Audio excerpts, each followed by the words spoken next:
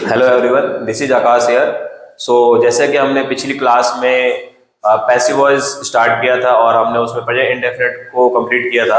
आज हम present continuous को कंप्लीट करने जाएंगे। ठीक है। मेरी पूरी कोशिश है कि आज मैं आपको प्रेजेंट कंटिन्यूस पूरा सिखा दूं और आई hope you will learn it very well. और उसके कुछ समय बाद आप लोग पैसिव वॉइस का इस्तेमाल करना सीख जाएंगे और आपको कोई प्रॉब्लम नहीं होगी। और उन सभी स्टूडेंट्स को प्रॉब्लम नहीं होगी जो एग्जाम्स में पैसिव वॉइस से डरते हैं, उनको दिक्कत होती है, उन्हें जरूरत पड़ती है। So let's start it. So last time हमने प्रेजेंट इंडेफिनिट पढ़ा था, आज हम प्रेजेंट कंटिन्यूस पढ़ेंगे। ये कुछ खास डिफिकल्ट नहीं है, ये तो बहुत इजी है। अगर जिसने प्रेजेंट इंडेफिनिट वाली वीडियोस मेरी देखी होगी तो वो प्रेजेंट कंटिन्यूस को भी जरूर देख समझ जाएंगे। फॉर एग्जाम्पल उसमें था, आपको पढ़ाया जाता है तो यहाँ पे वैसे ही सेंटेंसेस में थोड़े से चेंजेस आते हैं, उनके रूल्स रेगुलेशन में चेंजेस आते हैं। लाइक आपको पढ़ाया जा रहा है, सिंपल में जब हम पढ़ेंगे इसमें तो इसमें आएगा हमारा, फॉर एग्जाम्पल एग्जाम्पल देते हैं हम, तो आपको पढ़ाया जा रहा है। मैंने आपको बता ही दिया था पैसिव वॉइस क्या होता है, तो मुझे दोबारा बताने की जरूरत नहीं है। तो मैं आप चाहूंगा कि थोड़ा फास्ट फॉरवर्ड मोड में ही आगे बढ़ा जाए। तो अब इसमें सेंटेंसेस ऐसे होंगे जैसे आपको पढ़ाया जा रहा है, रहा रही तो होगा ही होगा क्योंकि ये कंटिन्यूअस है। आपको भी पता है, टेंस में आपने जरूर पढ़ा हो कहीं ना कहीं कि रहा रही जहां आ जाता है वहां पे कंटिन्यूअस की बात होती है। तो है तो ये कंटिन्यूअस ही, बट पैसिव का कंटिन्यूअस है ना। पैसिव का प्रेजेंट कंटिन्यूअस है ये। तो अब इसके कुछ रूल्स होते हैं, रूल्स को समझते हैं। कंटिन्यूअस में रूल ये होता है कि हमारा सबसे पहले आता है ऑब्जेक्ट सिंपल में, फिर is, am, are, then being. Being लगता है यहां पर क्योंकि आगे चल करके वर्ब में थर्ड फॉर्म लगता है, इसलिए बीइंग लगाना पड़ता है। Is, am, are, being plus verb की थर्ड फॉर्म, फिर बाय सब्जेक्ट। बाय सब्जेक्ट का खेल मैंने आपको पिछली क्लास में ही बता दिया था, तो इस बार भी मैं थोड़ा सा बता दूंगा। आपको पढ़ाया जा रहा है तो object plus is, am, are plus being plus verb की थर्ड फॉर्म, फिर बाय सब्जेक्ट। तो अब जैसे कि आपको पढ़ाया जा रहा है, इज, एम, आर का यूज भी मैंने बताया था कहां और किसके साथ होता है, तो I don't think that I have to repeat that.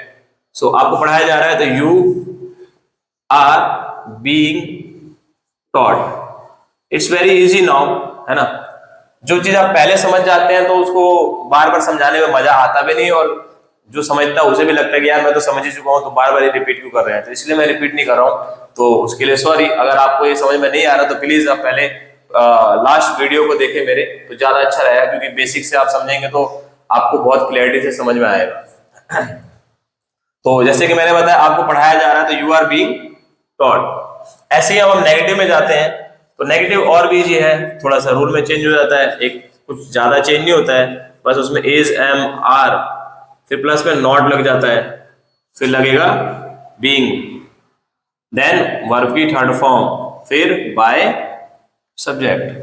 तो एग्जांपल देते हैं, जैसे कि उसे पढ़ाया नहीं जा रहा है। इस बार मैं थोड़ा चेंज करता हूँ, हर बार मैं सिंगुलर टाइप के सेंटेंसेस रखता हूँ, तो आपको पढ़ाया नहीं जा रहा है, ज्यादा सही रहेगा।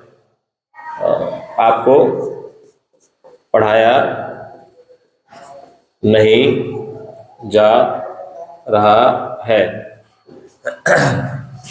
तो इसके लिए होगा यू आर नॉट बीइंग, ठीक है बच्चों, taught. You are not being taught.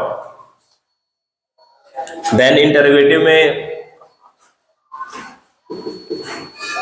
अगर हम इंटरोगेटिव पढ़ते हैं तो सेंटेंस रूल में आ जाता है हमारा इज आगे, फिर एम भी आगे आ जाता है, एंड आर, फिर ऑब्जेक्ट, फिर, है ना, ऑब्जेक्ट, फिर बीइंग, देन वर्ब की थर्ड फॉर्म, फिर by subject.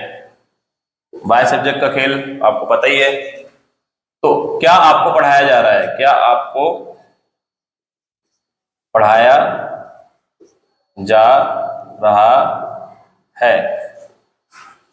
So are you being taught, are you being taught. वहीं पे WH फैमिली में आते हैं हम, तो WH वर्ड्स, फिर is, am, are and object, then being plus verb की third form plus by subject and question mark. So आपको क्यों पढ़ाया जा रहा है, तो why are you being taught.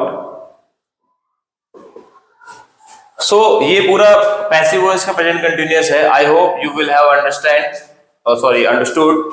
So next time हम पैसिव वॉइस के अगले टॉपिक को समझने की कोशिश करेंगे. ठीक है. So that's all for today. Thank you.